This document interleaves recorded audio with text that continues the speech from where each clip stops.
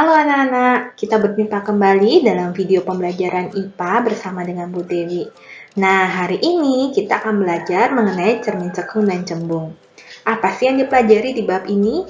Jadi kita akan mempelajari tentang sifat dan hitungan dasarnya. Cermin cekung dan cembung ini ada di dalam bab cahaya dan alat optik di kelas 8 SMP anak-anak. Nah, sebelum kita mulai belajar, baiknya kita berdoa dulu kepada Tuhan Yang Maha Esa agar pembelajaran hari ini berlangsung dengan baik. Dan tidak lupa juga Ibu ingatkan untuk selalu menerapkan protokol kesehatan supaya pandemi COVID ini bisa segera berakhir ya anak-anak. Nah, kita langsung saja mulai belajar yuk. Nah, yang pertama kita bahas adalah tentang cermin cekung. Nanti di cermin cekung ini kalian akan belajar mengenai pengertiannya, kemudian pembagian ruangnya, kemudian kalian juga akan belajar tentang latihan-latihan soalnya. Yuk, langsung saja kita mulai. Baik, yang pertama Ibu akan bahas tentang pengertian dari cermin cekung. Jadi cermin cekung ini merupakan cermin yang berbentuk lengkung, di mana permukaan cermin yang memantulkan cahaya itu melengkung ke belakang atau ke dalam ya. Jadi cermin cekung ini bersifat mengumpulkan cahaya atau konvergen dan juga sering disebut sebagai cermin positif atau konkav. Nah, ini adalah gambar pembentukan atau gambar dari suatu cermin cekung kalau digambarkan ya. Nah, jadi kalian bisa lihat pada gambar, kalau O ini adalah titik pusat bidang cermin. Kemudian F ini adalah titik fokus atau titik api utama cermin. P ini adalah titik pusat kelengkungan cermin. Lalu jarak dari P ke O ini adalah sumbu utama cermin. Atau bisa lalu ada jarak F ke O ini adalah jarak fokus. Nah, sedangkan P sampai A ini adalah jari-jari cermin. Jadi jari-jari cermin itu jarak dari P ke A atau P ke B. Jadi R. R ini adalah jari-jari cermin. Nah, sedangkan bagian yang memantulkan cahaya pada cermin cekung adalah bagian dalam. Jadi ini anak-anak ya, bagian dalam tuh yang ini. Nah, yang berada di dalam sini atau bagian ini adalah disebut sebagai depan cermin. Lalu yang ada garis-garis ini yang dibilang ini namanya belakang. Jadi kalau gambar cerminnya seperti ini adalah cermin cekungnya. Jadi kalau cermin cekung itu garisnya ini semua ke belakang seperti ini. Ya. Jadi di sini yang memantulkan cermin. Jadi bagian ini yang memantulkan cahaya. Bisa dipahami ya untuk bagian-bagiannya. Jadi kita lanjut. Lalu berikutnya Ibu akan bahas ruang pada cermin. Jadi cermin ini memiliki ruang atau memiliki sekat-sekat di antara bagian-bagiannya. Jadi yang pertama ada namanya ruang 1. Nah, ruang 1 letaknya di antara O sampai F. Kemudian ada ruang 2 di antara fokus dengan titik pusat kelengkungan. Lalu ada ruang 3 berada di belakang titik pusat kelengkungan, dan ruang 4 berada di belakang cermin. Jadi ingat, ini depan cermin. Nah, ini belakang cermin. Jadi kalian harus ingat ya tentang belakang dan depan cermin. Cermin cekung. Jadi keterangannya, ruang 1 seperti yang aku bilang tadi antara O sampai F, ruang 2 antara F sampai P, ruang 3 itu antara P sampai ke kiri, sampai tidak terhingga, jadi ke sini semuanya. Jadi semuanya ke sini, itu adalah ruang 3. Lalu ruang 4 adalah di kanan di belakang cermin, sampai ke belakang tidak terhingga juga. Bisa dipahami ya? Jadi bisa kita lihat kalau ruang pada cermin 1, 2, 3 itu ada di depan cermin, ruang 4 itu ada di belakang cermin. Kemudian di sini ada aturan ruang untuk cermin. Nah, karena cermin sifatnya memantulkan cahaya, jadi kalau ada benda dipantulkan cahaya maka akan menimbulkan bayangan kan? Maka ruang benda tambah ruang bayangan itu harus sama dengan 5. Jadi ini berlaku baik di cermin cekung maupun di cermin cembung ya. Nah, apa maksudnya ruang benda ditambah ruang bayangan sama dengan 5? Jadi misalnya ada suatu benda berada di ruang 1. Kalau mengikuti aturan ruang benda sama dengan ruang bayangan sama dengan 5, berarti kalau ruang bendanya sama dengan 1, maka ruang bayangan biar jadi 5, ini harus 4. Berarti ruang bayangannya adalah ruang 4. Nah, di sini. Nah, kemudian kalau misalnya sekarang bendanya ada di ruang 2. Nah, bendanya di ruang 2 nih. Berarti ruang bayangannya berapa? Jadi ruang bendanya adalah 2. Berarti ruang bayangan biar jadi 5 itu adalah 3. Berarti bendanya ada di sini. Nah kamu lihat nih, Ibu gambarnya yang tadi bayangan dari ruang 1 tegak. Lalu bayangan di ruang 2, bendanya di ruang 2, bayangan di ruang 3 Ibu gambar kebalik. Kenapa ya kira-kira? Nah, ingat lagi nak, pada cermin datar. Jadi, kalau suatu benda ada di depan cermin, lalu bayangannya berada di belakang cermin, maka benda itu adalah bersifat maya. Kalau maya, dia tegak. Ya. Nah, sekarang kalau misalnya berarti kalau bayangan terbentuk di belakang cermin, bendanya harus bersifat maya, kemudian adalah tegak. Nah, tadi sekarang bendanya tadi Ibu gambar di ruang 2. Bayangannya Ibu gambar di ruang 3. Kenapa terbalik? Karena bayangan yang terbentuk itu berada di depan cermin. Kalau berada di depan cermin, ya, berarti bayangannya adalah nyata. Kalau nyata adalah terbalik. Bisa dipahami ya? Nah, kalau masih penasaran, gimana misalnya kalau bendanya di ruang 3? Nih, misalnya bendanya Bu taruh di ruang 3 nih sekarang. Berarti bayangannya harus di ruang 2. Nah, kayak gini. Kebalik juga, kenapa? Karena berada di depan cermin. Ya, kalau di depan cermin berarti nyata. Kalau nyata terbalik. Nah, kamu perhatikan nggak? Benda di ruang 1, walaupun tegak, besar nih. Bayangannya di ruang 4. Nah, benda di ruang 2, bayangannya di ruang 3 ini lebih besar bayangannya. Tapi kenapa bendanya yang di ruang 3, nih, bayangannya lebih kecil? Nah, kira-kira kenapa ya? Nah, jadi ada aturannya lagi anak-anak.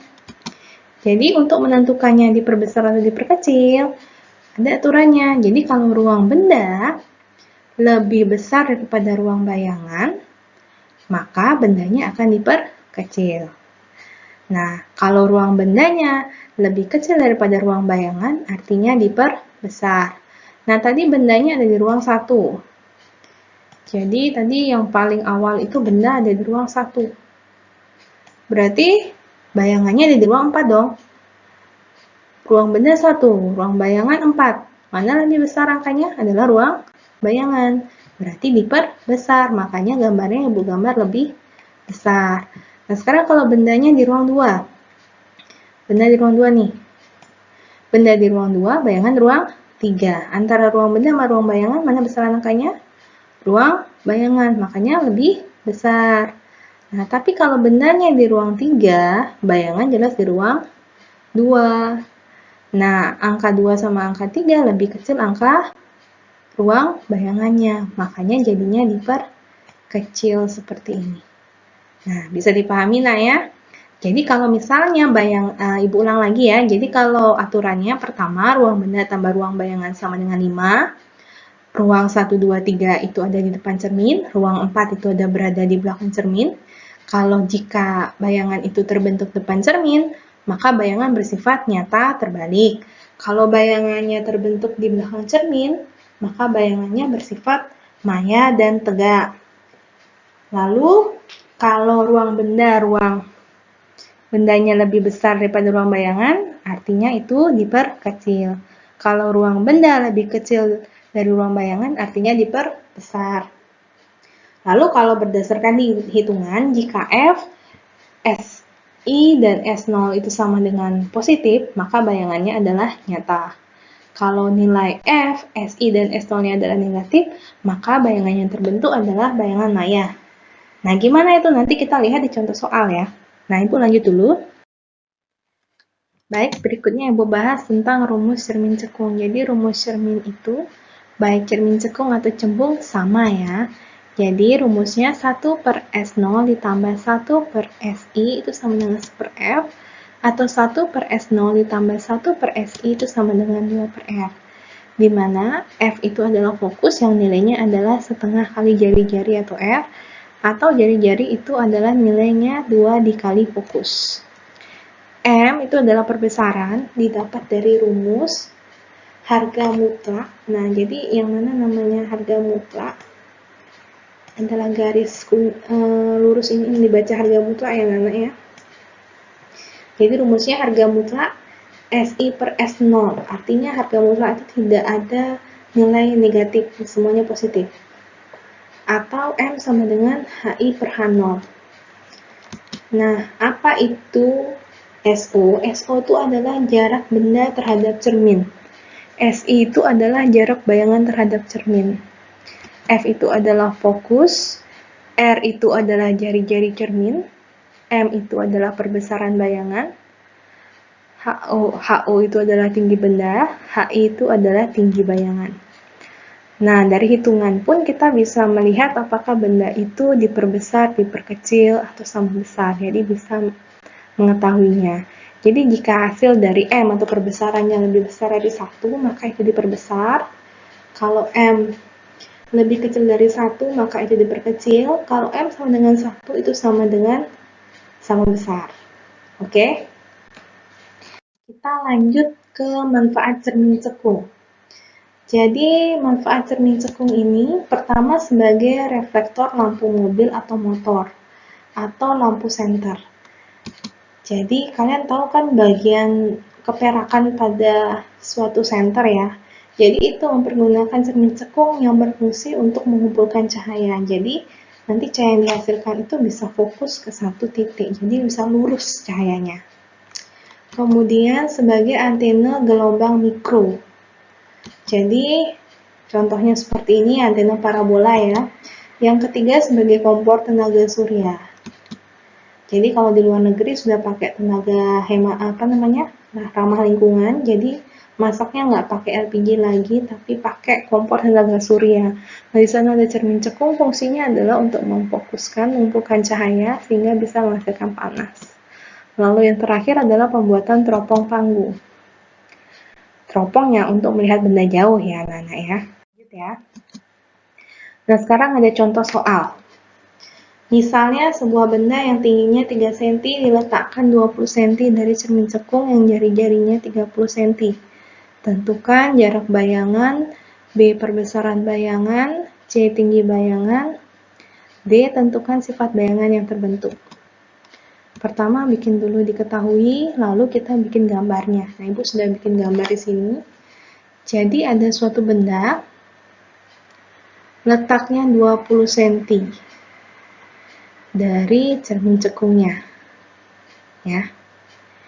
Sampai segini ini adalah 20 cm. Nah, kenapa Ibu bisa tahu dia berada di ruang 2? Ini kan ruang 2 ya.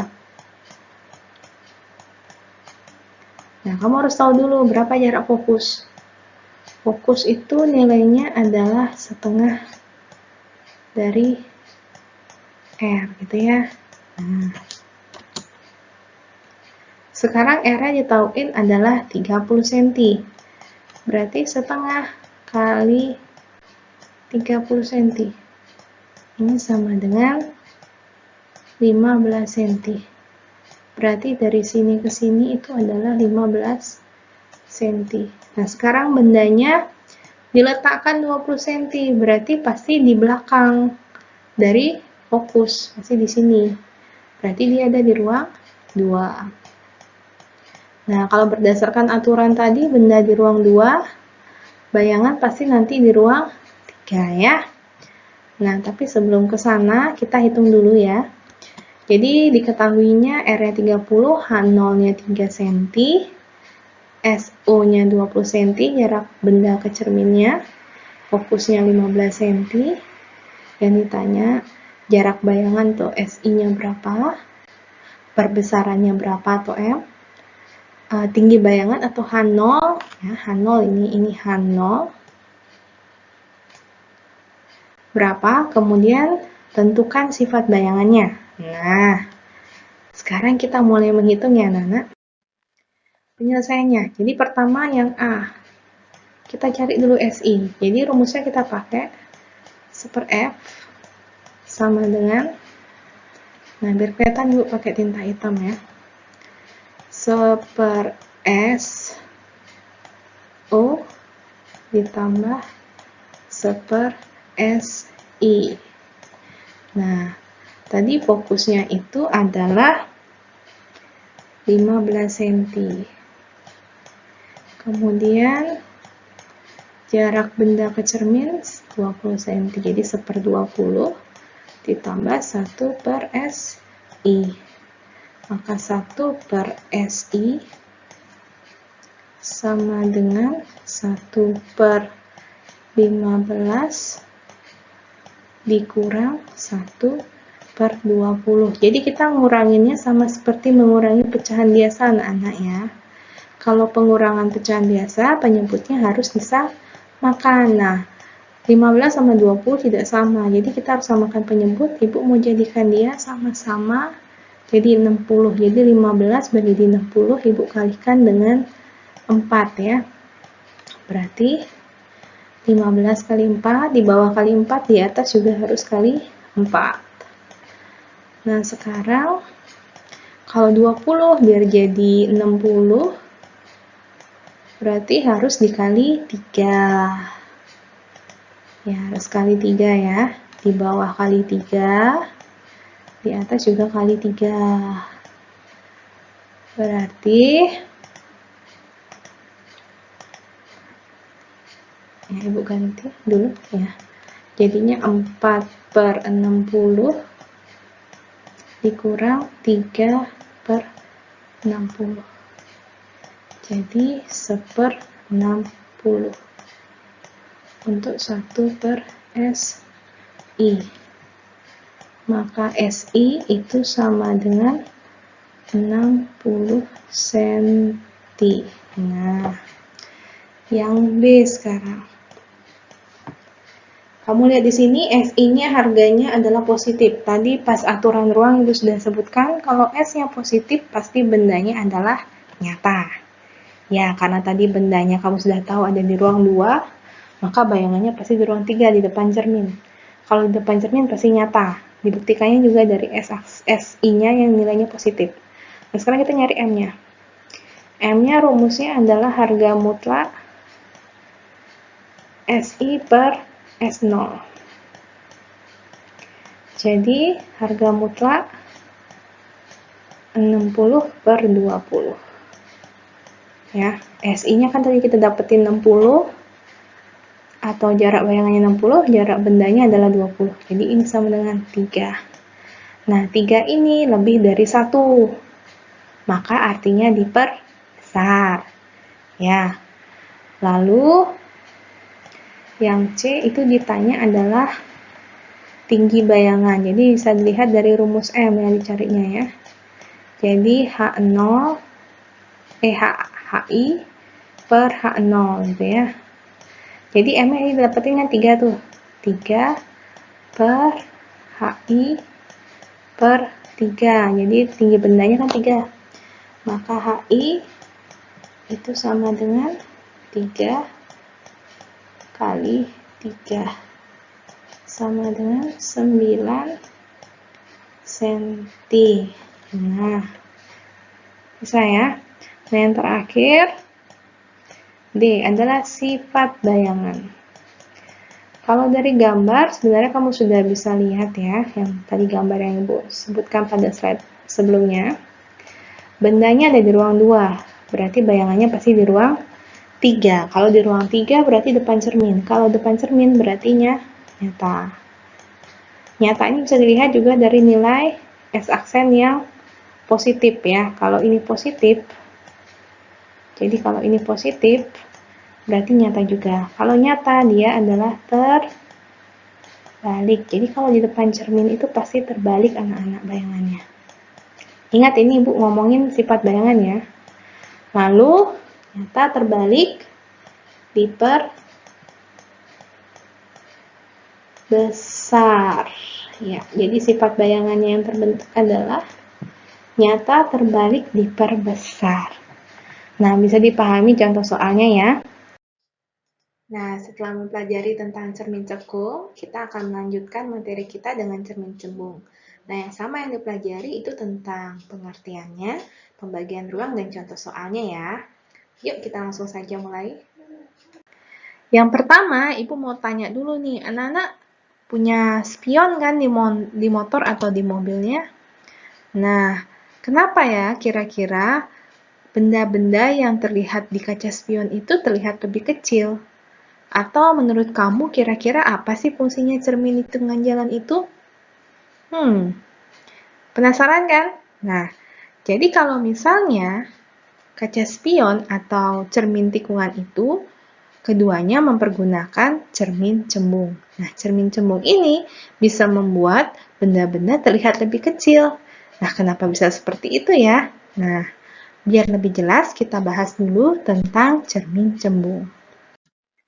Baik, yang pertama, pengertiannya anak-anak ya. Jadi, cermin cembung itu adalah cermin yang memiliki bentuk yang lengkung, di mana permukaan cermin itu memantulkan cahaya melengkung ke arah luar.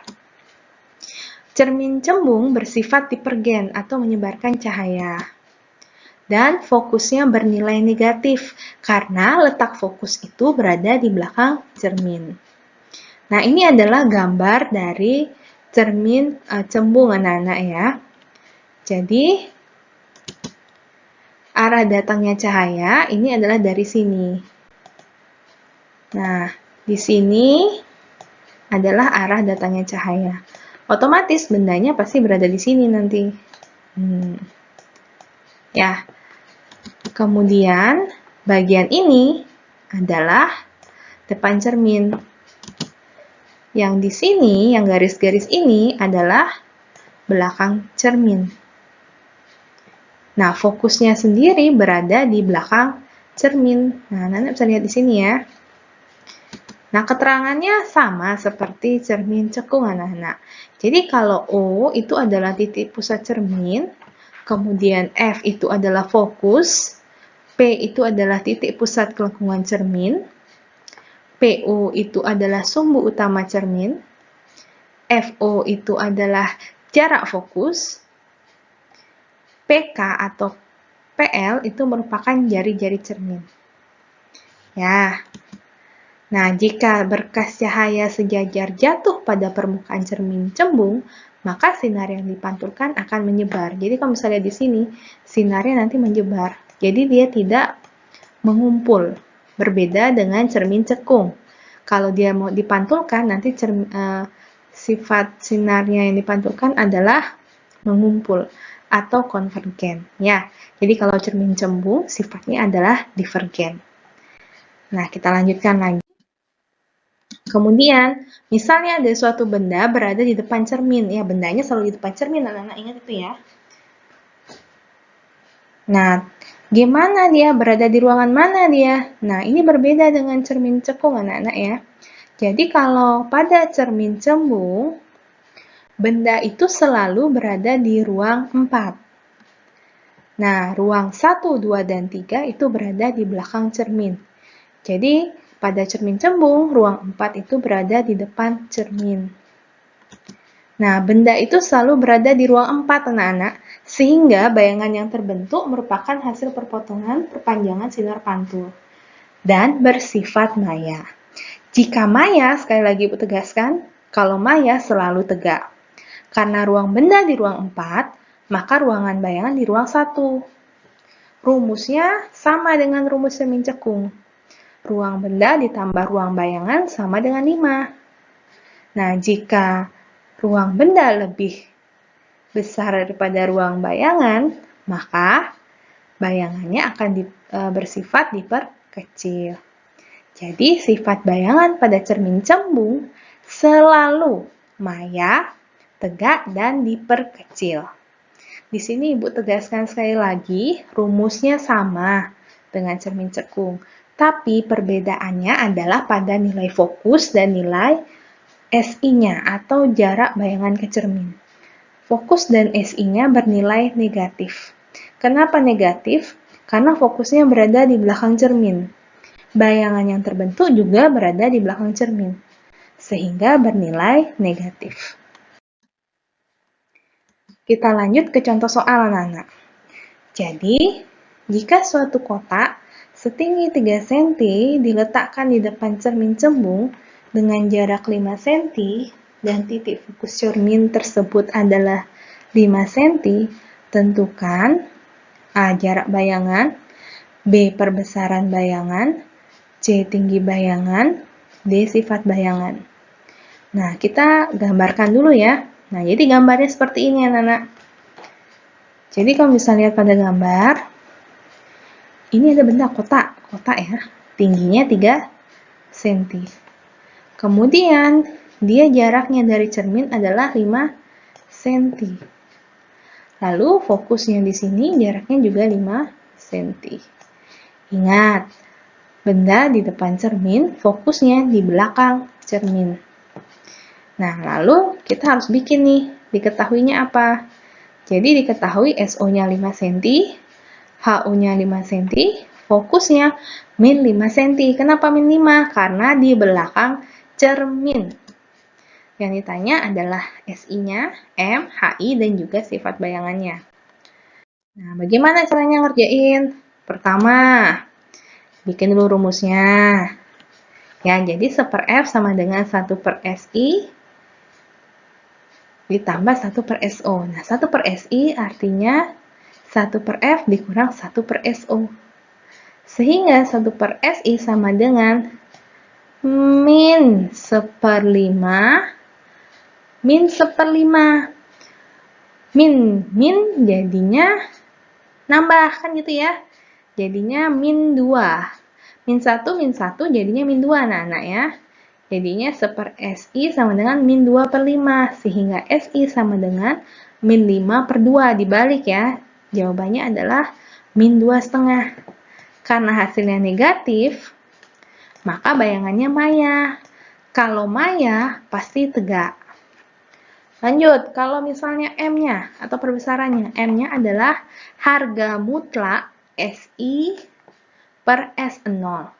Kalau dia harga mutlak, biar nggak salah lagi,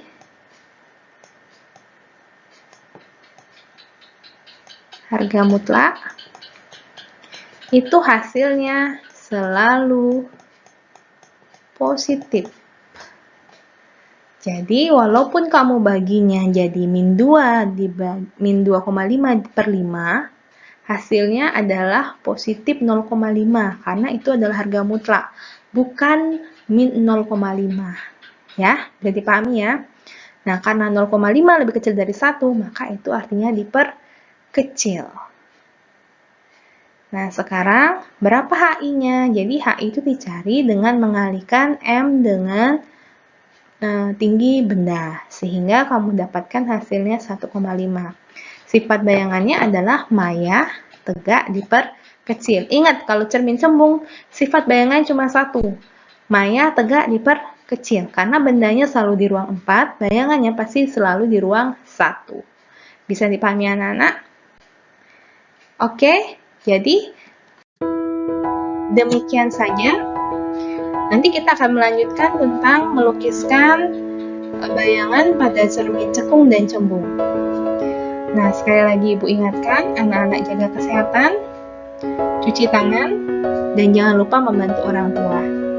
Sampai di sini saja pertemuan kita. Terima kasih sudah menyimak dan sampai jumpa lagi.